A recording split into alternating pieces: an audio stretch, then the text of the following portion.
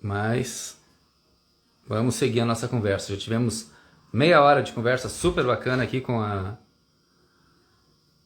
o pessoal aqui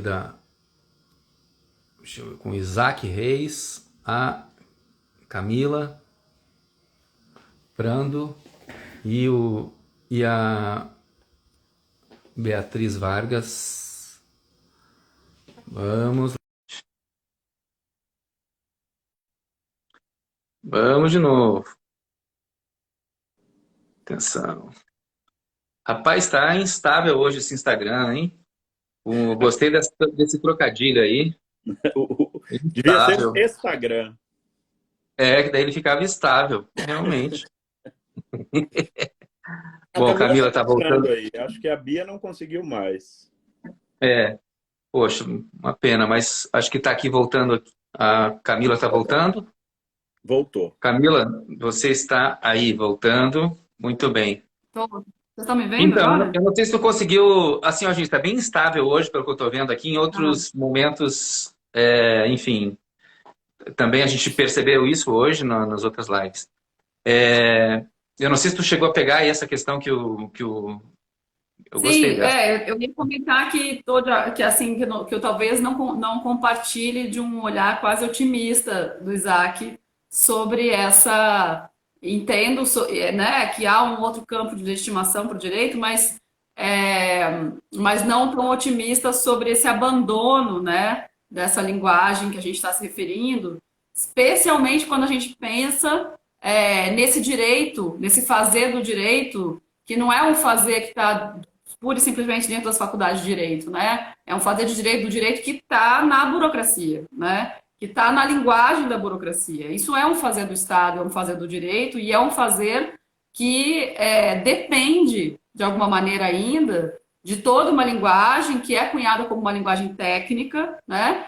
Uma linguagem Uhum. que eu diria até empobrecida do ponto de vista do repertório, mas é uma linguagem que estabelece uma distância de quem é que pode acessar o Estado, né? Então, Uhum. assim, no campo do trabalho, eu vejo que isso é um grande trunfo, né, do Estado. E que quando a informalidade chega, e aí eu queria falar, já, né, que não é essa ideia de Sim. informalidade que você está tratando, quando a informalidade chega, ela chega para manter níveis de exclusão muito altos, né? Então, por exemplo, então a gente não precisa mais definir, volto, né, a esse campo que eu trabalho mais, no prisional, a gente não precisa mais definir a partir de portarias como é que vai ser o processo de visita ao sistema prisional. Então, a gente decide pelo funcionário que abre as visitas. E aí, essa informalidade da decisão ali imediata, ela é uma informalidade que produz também a seu modo a exclusão, porque naquele dia as pessoas não podem entrar com determinada comida ou com determinada roupa e elas têm que se deslocar 30 Uhum. quilômetros e voltar para casa. Então, eu acho que tem uma correlação de forças muito desigual, né? Embora reconheça né, que é uma mudança.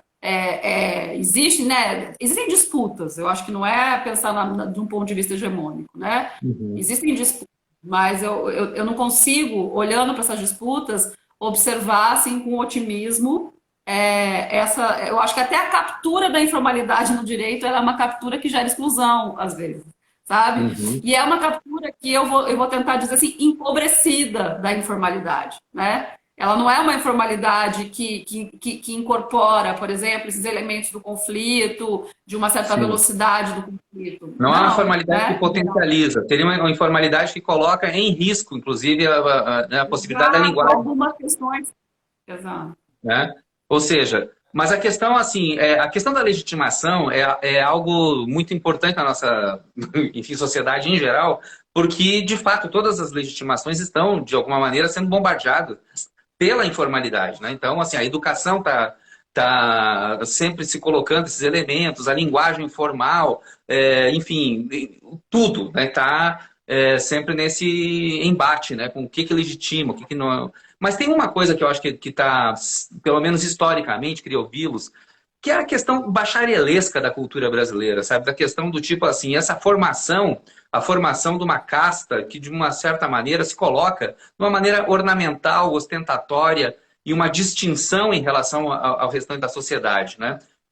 E isso se expressa na linguagem, isso se expressa numa linguagem que ela cara, ela é o contrário do que busca a literatura. É exatamente o contrário da ideia da clareza como cortesia do filósofo, a ideia né, de você ativar as sensações, ativar os afetos, ou seja, você está ali, não é só uma questão de comunicação e nem de retórica, né, que é uma outra questão também que dá toda uma outra discussão para a gente fazer. Mas eu me refiro mesmo à questão, sabe, a questão esse negócio empolado, sabe? Do tipo assim, não dá para ser de outro jeito? Há exemplos, não é? Pelo menos assim eu vejo assim pipocar tipo decisões e tem pessoas buscando outros caminhos de linguagem. Vocês percebem isso e tentando colocar a questão desse distanciamento que a gente está falando aqui de uma certa maneira.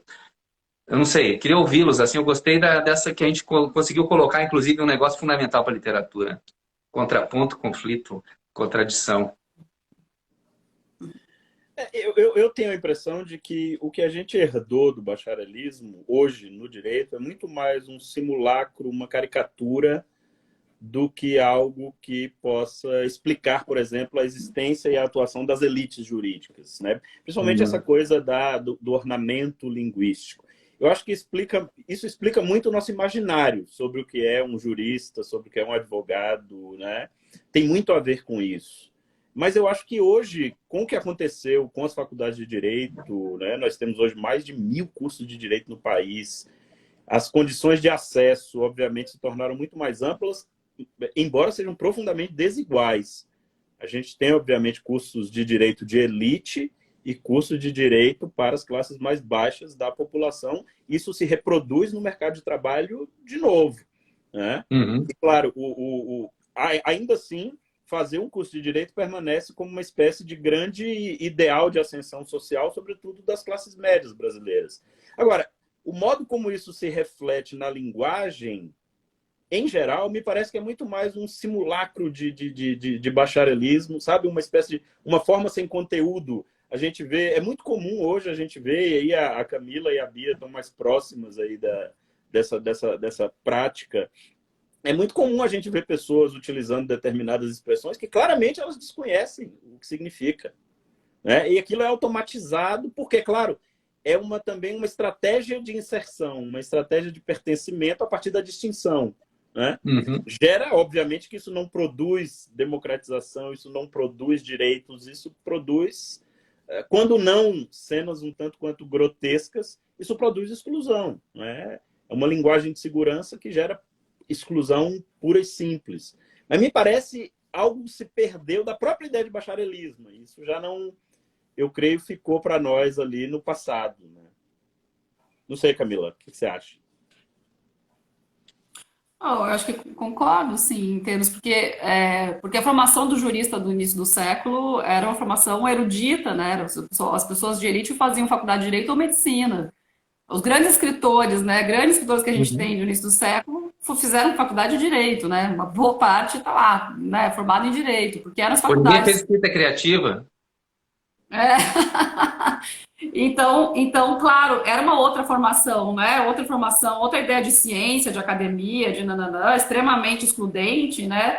Mas que gerava outra possibilidade reflexiva, não menos excludente, mas em outras condições, né? Eu acho que as condições de hoje são diferentes, embora também concordo que é isso, não abandonaram as fórmulas, né? Porque é que eu falo, são fórmulas mágicas, né?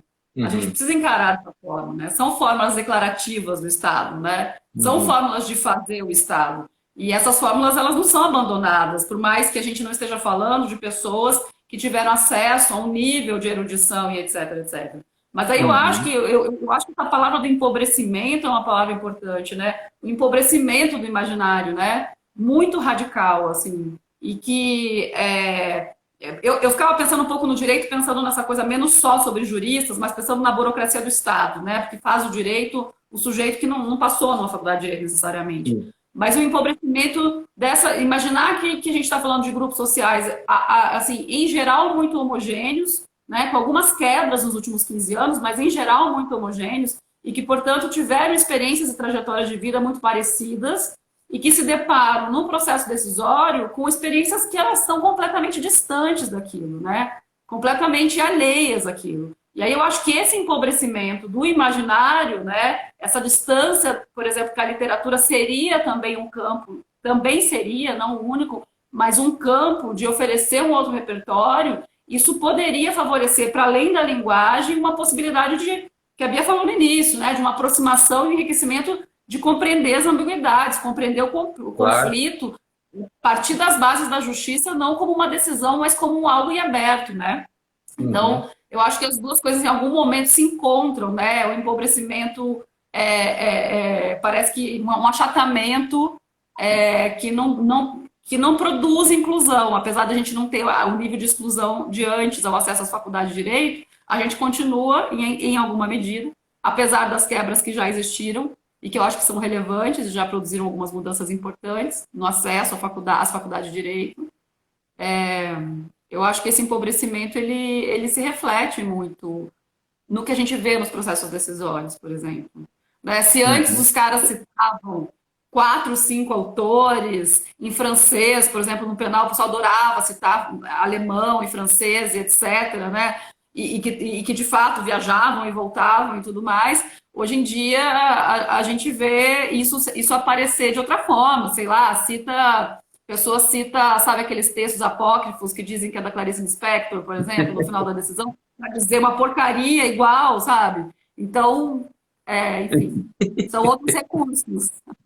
Outros recursos. Mas olha só, gente, eu sei que vocês escrevem, me disseram aqui, me mandaram um SMS dizendo que vocês são autores também. Isso é uma coisa que me interessa saber do ponto de vista de vocês como escritores, né? 25 voltas em torno do Sol, né, do Isaac, e o Dicionário de Palavras Subterrâneas, da Camila. Queria te ouvir um pouquinho, como é que é esse teu livro, esses 25 voltas, como é que nós estamos agora dando aquela guinada final, indo para o final aqui da nossa conversa, já chegando no, né, na questão mesmo da literatura, né? Como é que é isso na tua vida? E fala um pouco desse teu livro para gente. Legal, o livro tá aí para sair, né? 25 voltas em torno do Sol. Na verdade, é uma história de 25 anos de escrita, né? E é curioso porque Uhum. nesse percurso a literatura aparece antes do direito. Embora eu tenha quase isso, eu acho que um pouco mais disso aí, como professor, estudante e professor de direito, tudo junto. A literatura, Uhum. ela cumpre um papel... na verdade, dizer que ela cumpre um papel é até dizer muito pouco, né? Mas a literatura é exatamente esse lugar da amplificação da experiência. É como ter a Uhum. possibilidade de dialogar, e eu acho que a literatura é um diálogo, e hoje um diálogo talvez onde o silêncio é possível, onde não vai aparecer um pop-up de propaganda querendo te vender alguma coisa, né, no meio de um livro. Pois é. Então, eu acho que é um lugar onde você pode estar tendo um diálogo de presença. A grande dificuldade hoje nossa é estar presente, né, de fato. Então, a Uhum. literatura sempre teve essa ideia de um lugar onde eu poderia estar presente e escrever era um modo, de certa maneira, era um modo de existir. Então, acho que o papel que a literatura tem, né, antes, como eu disse, do direito, é essa de produzir uma existência. É claro que no Uhum. direito ela cumpre um papel ainda mais importante, que me parece é o de desnaturalizar aquilo que a gente entende o direito como sendo. Eu acho que esse é um grande papel, né? O professor Uhum. Cristiano Paixão, que é nosso colega querido aqui da faculdade, ele publicou recentemente um artigo falando disso, do papel que a literatura pode ter para o direito. E uma das coisas que ele dizia era retomar esta ideia do prazer da leitura, de ler um texto que Uhum. te projete, né, um outro horizonte, um horizonte utópico, uma possibilidade de crítica, quando a crítica é muito difícil, né? E uma desnaturalização. Ora, por que as coisas estão ou são desse modo? Elas poderiam ser de outro modo. E pela Sim. literatura eu posso conversar com pessoas... É um jeito de falar com gente morta, né? Inclusive, você pode conversar com pessoas que já morreram, mas que deixaram, de certo modo, aquela experiência reificada no livro, né? Na história, na narrativa. Então, para mim, isso contamina o modo como eu vejo o direito, de ver o direito como uma narrativa tensa, conflituosa, cheia de contradições, mas uma narrativa que, de certo Uhum. modo, segue sendo. E eu me interesso muito pelas condições que fazem o direito como esse empreendimento seguir sendo, né? No meio dessa tensão. E acho que a Camila e a Bia mostram isso muito, né? Toda essa contradição entre a exclusão e a apropriação do direito. Então, para mim, tem esse significado que eu diria quase se confunde com a minha condição como sujeito e como professor de direito. E Camila, e tu? O teu dicionário de palavras subterrâneas está sendo lançado agora pela Avá, né? Gente, eu vou fazer uma coisa assim, a Natália deve estar aí me dando bronca, aqui ó o livrinho, tá? Ó, viu? Está sendo lançado aqui pela Avá, pela editora aqui de Brasília. Natália é coordenadora da editora. Fiquei super bem acompanhada esse tempo. E, enfim, é esse lugar, né? Esse lugar de compartilhar outras escritas, né? Sobre a vida e escritas mais arejadas, né? Porque as escritas que eu vivencio dentro do direito, e especialmente no campo que eu vivencio, são escritas muito claustrofóbicas. Então, é uma maneira de produzir outras escritas e abrir esses campos. É isso, assim, um pouco... É uma ousadia super modesta, inclusive uma salvação. Eu tive um professor há uns 4 anos, chamado Jefferson Assunção, ele... E ele me resgatou desse lugar, né, do compromisso ficcional, né, como um lugar de respiro, de dar destino, né, que dá destino àquilo enfim, que nos atormenta. E eu acho que às vezes é isso, a linguagem que existe, que a gente está habituado, é uma linguagem dentro do direito. Bia! Olha a Bia aí. Você chegou! Lindeza! A Bia é como a justiça, tarda, mas não falha. Bia! Fala, Bia, você chegou! Olha aí.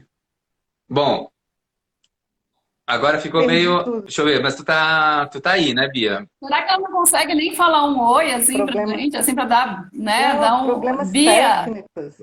Perdi tudo. Ai, Bia! Mas, Camila, quando que é o lançamento? Diz aí pra gente fazer o serviço. A gente precisa daqui as informações. Tá, beleza. Tudo bem. A gente não tem lançamento presencial por causa da pandemia, então a gente tá fazendo uma pré-venda que acaba no dia 4 de outubro. Se vocês entrarem no site da Avá Editora, ela tem também um canal no Instagram, estão anunciando o livro, e aí a compra é pela internet. A partir do dia 5 a gente vai enviar os livros pelo correio. Por hora vai ser assim. Já comprei o Sem meu. abraços. Como é que é? Eu já comprei Isaac. o meu. Não sei se vai vir com Ah, tu já comprou o teu. Ô, Bia, não sei se tu está conseguindo nos ouvir. A gente está agora aqui na última parte da nossa conversa, que é exatamente dessa relação com a literatura. Eu sei que tu escreve. E é isso, assim, o que significa a literatura para ti como escritora? É uma questão... Está dentro da ordem do prazer, do deleite, mas também do esforço do trabalho.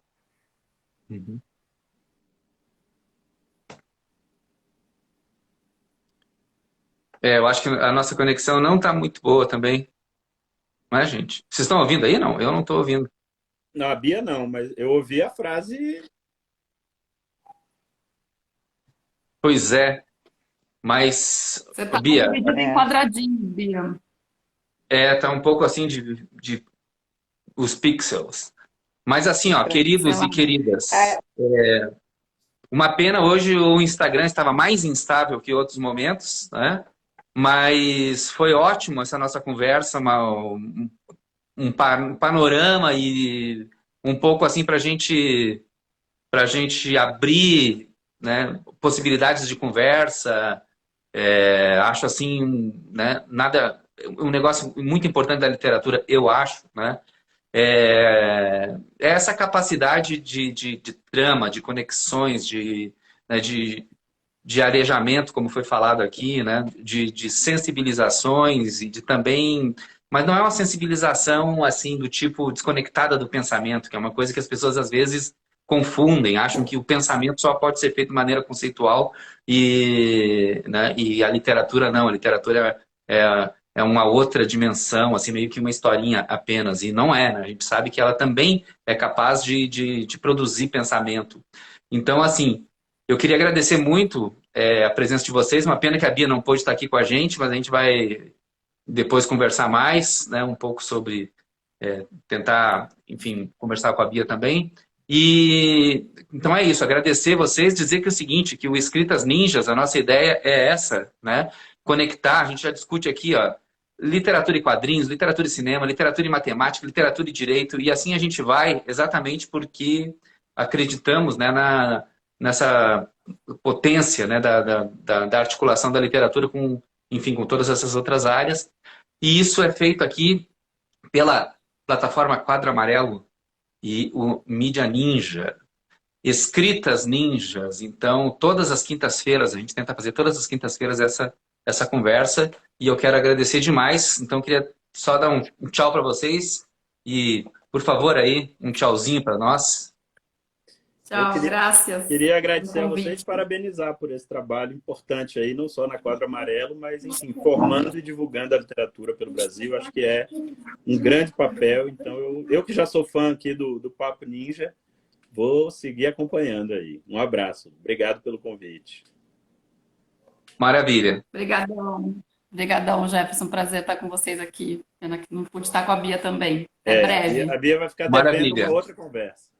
Uma outra conversa com a Bia. Tá bom. Uma outra conversa com a presença da Bia. Beijos e beijas. E até a próxima quinta-feira. No nosso Papo Ninja, Escritas Ninjas. Valeu, pessoal. Valeu. Tchau. Tchau.